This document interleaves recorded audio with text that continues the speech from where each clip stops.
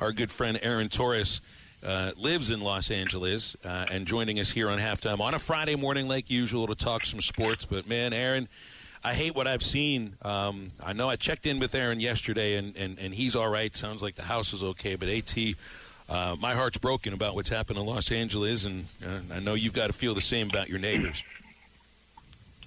Yeah, there's no doubt. First of all, I appreciate the kind words, Phil. Yeah, listen, we all, like to come on here and have fun and talk sports.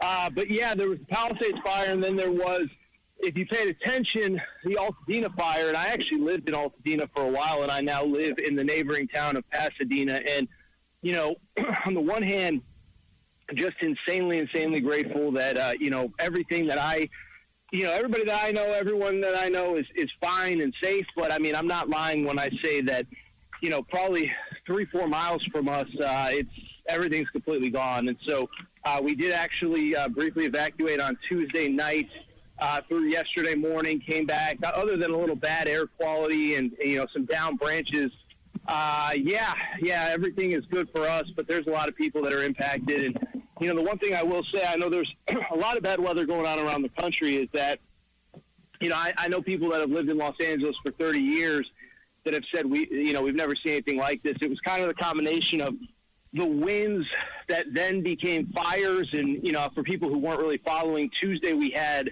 basically 100-mile-an-hour winds. And, my first reaction was, it's wind. I grew up in the Northeast. We had hurricanes. What's the big deal? But you realize how quickly things can scale down. So, it's been a surreal couple days.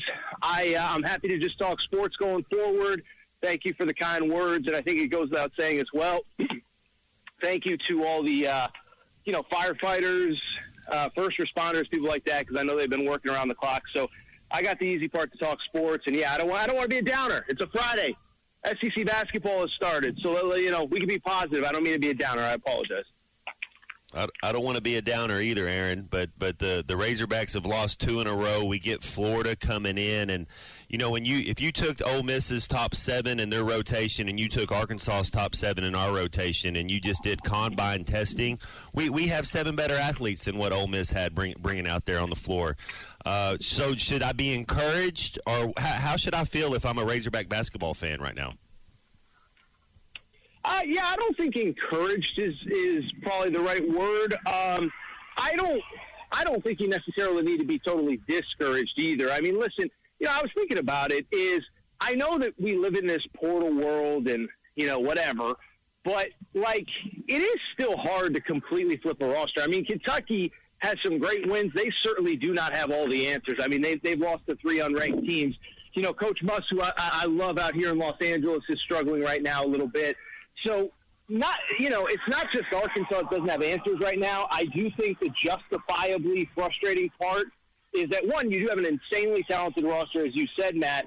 And I think, 2, we all kind of understand in the SEC, you got to get home games. You just have to. And so I think there's absolute justifiable, concern or frustration from Arkansas fans. The only, silver lining, whatever you want to call it, I would say is this, is, I know the other fan base will tell you otherwise. Cal teams do improve over the course of the season. I went back and looked it up yesterday because I wanted to see if my mind was tricking me or if it was true. Kentucky won 7 of their last 8 SEC games last year, including wins at Auburn, wins at Tennessee, win against Alabama at home. And they were the 2 seed at the SEC tournament and the 3 seed in the NCAA tournament. So the idea that, Calipari just can't win a big game, I just don't buy.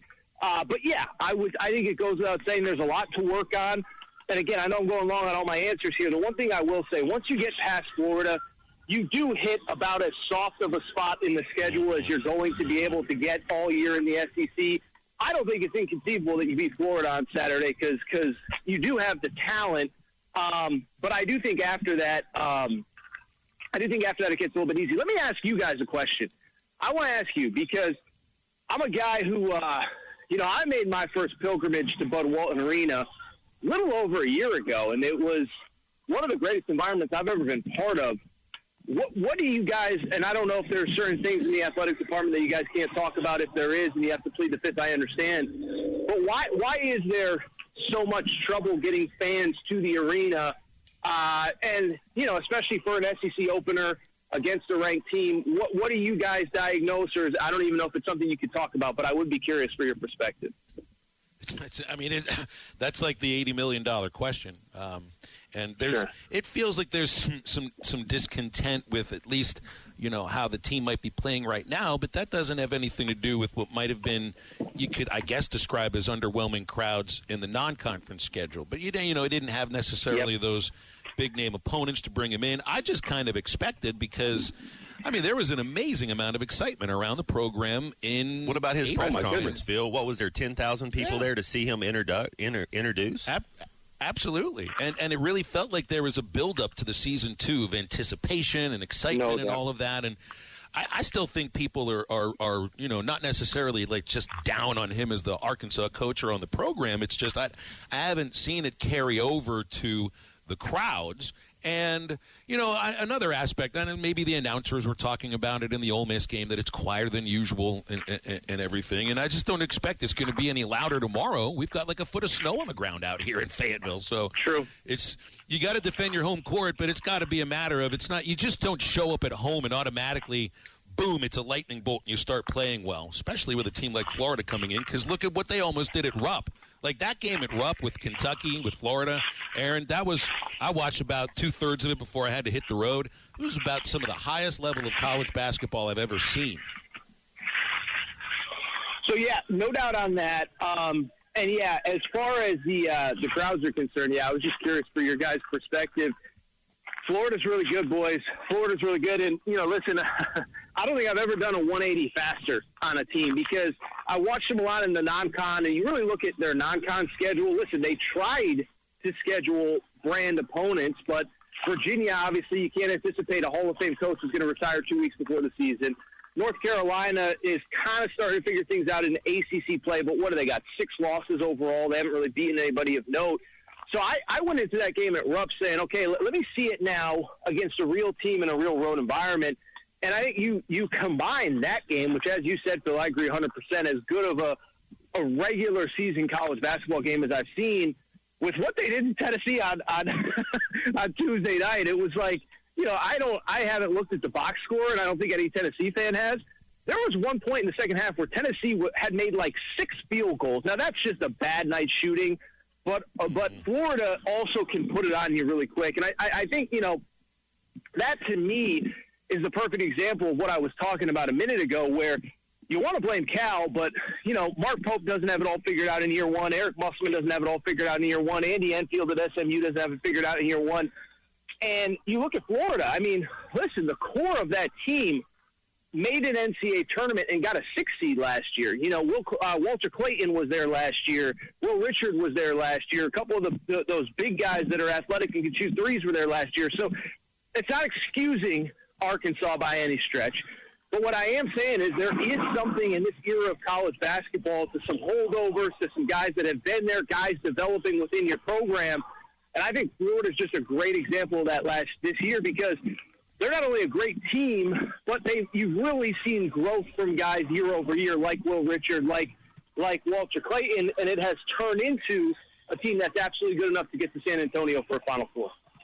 Hey, Aaron, Phil played for us, the UCLA coach, Mick Cronin's kind of soundbite going off. And anytime you're a head coach, and you're like telling people your resume, usually the end is near. Did I miss something, or did you? I know you saw that. What's the feel going on with Mick Cronin and UCLA right now?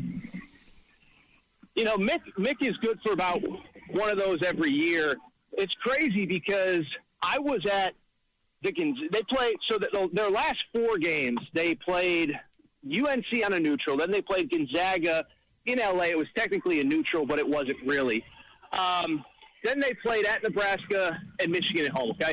So I was at the Gonzaga game, sitting in his post-game press conference, and he's raving about how his team has responded to, blowing a huge late lead against North Carolina, and he's so proud of them, whatever.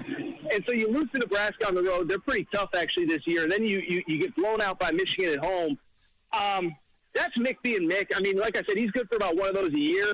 Now, what's interesting is that sometimes it really works. If you go back to his first year, I talked about it on my show today. His first year, they played Stanford. They were 8-9, get blown out at home by a bad Stanford team. He goes to the podium. He's like, my guys are soft. Whatever. You can find the clip. They ended up winning, I think, like 10 of their final 12, and they were going to make the tournament, and that was the year the tournament was canceled because of COVID. Now, the counter to that is last year, you can also find a rant very similar, where he said something to the effect of, and you can find this one too, is a famous rant. He was complaining about NIL, and he said, well, we're the Cincinnati Reds, and we're playing the Los Angeles Dodgers every night. What do you expect? And that's a almost verbatim quote. And so that one, so I guess the point I'm trying to make is, you complained about NIL last year. You clearly got your NIL money in check, and now this year you're complaining about the softness of the team. It was great audio. He's certainly not on the hot seat or anything like that. I think he's frustrated, and the one thing I will say, the dude is passionate. The dude does care. And I like when he says that I walk into the building with more fire in my belly than anybody else, like that part I do believe. Now, is it all the player's fault that he hasn't gotten it out of them yet? Not really. But I think it was more just – I also think it was just more great audio than anything else, to be perfectly honest. Hey, last thing, AT. You think Notre Dame's got a good shot, not just a shot, but a good shot against either of the two teams we'll be watching tonight in Dallas? Certainly, if Texas somehow wins, I just don't think Texas is explosive enough to bury anybody, and that goes back to when they came to Fayetteville, 8 weeks ago. They haven't blown people out. Even the Clemson game, they scored a lot of points, but that was the worst defense they faced really over the last 7 or 8 games. So Texas, I think, gives them a better chance. Listen, I don't think you can get to this point in the season, beat the SEC champ, beat the Big Ten runner-up, and not be a good team. But if Ohio State plays the next 2 games, and certainly tonight like they have the last 2, I have the most basic take that everybody else has, which is nobody's beating Ohio State if they play like they did in the Rose Bowl and the Tennessee game before that. So I wouldn't give up on Notre Dame, but I think their back is certainly going to be against the wall, given how tough Ohio State's playing. But Ohio State's got to get through Texas before we even worry about Notre Dame. So. It does kind of feel like when UConn was in the tournament last year, we're trying to find a reason for somebody to beat UConn. We're just trying to find a reason that somebody can beat Ohio State. Well, it's a good analogy, and I'll just be quick, is that I am the guy that the last 2 weeks, Tennessee, it was like, Ryan Bay's on the hot seat. And then last week it's like, okay, they beat Tennessee, but are they going to do it 2 games in a row? I will say I have not heard, and I'm not going to do it, but I have not heard anybody make the super compelling case that Texas wins tonight. I think they can keep it close defensively. They should be able to do as good a job as anybody on that Ohio State offense. But I just don't know that they have enough firepower in that offense. We've talked about it. It seems pretty clear to me that for whatever reason, Sark doesn't trust Quinn Ewers.